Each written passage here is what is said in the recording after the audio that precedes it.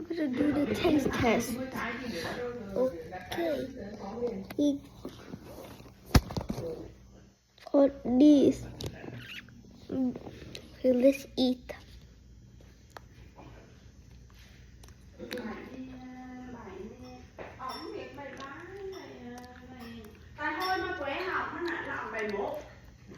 Ew.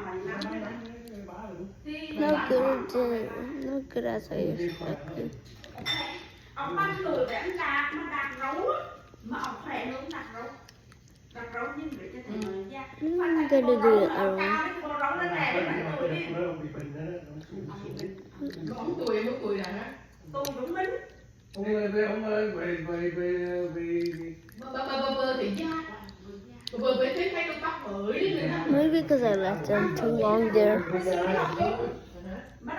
We take the gun. Ew. Tại đi bán thôi. Mà đâu ra, là để chạy bộ nó có luôn á.